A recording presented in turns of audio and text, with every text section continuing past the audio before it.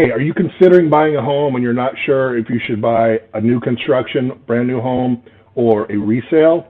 Well, watch this video and hopefully I'll answer that question for you.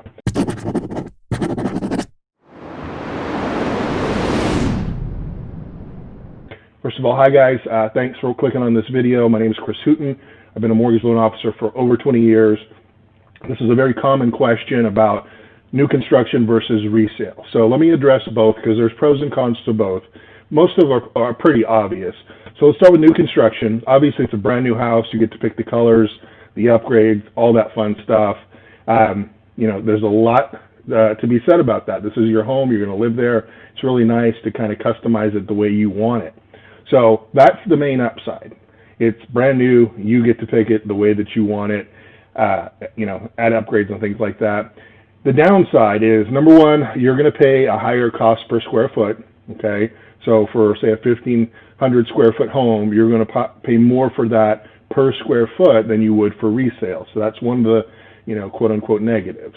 The other thing is property taxes will be higher. All new construction is calculated at a higher property tax than resale. So your payment's going to be higher. Many areas, my city specifically, has limited the lot sizes, so your lot's probably going to be smaller with new construction. That's a big deal if you plan on putting in a pool or you have animals that need room to run, so all things to be considered. So let's talk about resale. Okay, so it's kind of the opposite, as far as pros and cons. Number one, it is what it is.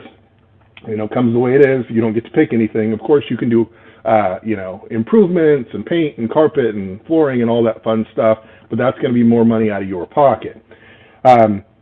You do get more money or more bang for your buck. So the cost per square foot, if you compare apples to apples, again, that 1,500 square foot house, you're going to pay less for that in most cases, unless it's super custom, than you would for a brand new construction.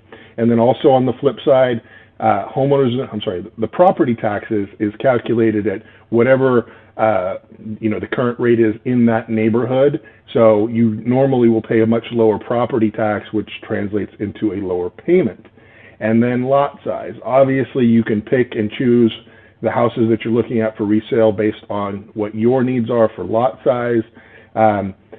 There's some very nice homes with very large lots out there that maybe you have an RV or a trailer, maybe you want to add a pool, maybe it has a pool, you have animals, again, all the same reasons. So I'm not saying one's good, one's bad. It's totally your preference. Again, this is your home.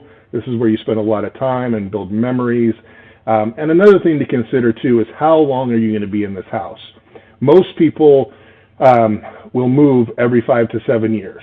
Okay, that's just a statistic. Whether or not that stays the same for you, who knows? But you do want to consider that because, as far as your return on your investment, you might not get it back as quickly on new construction as you would on a resale home.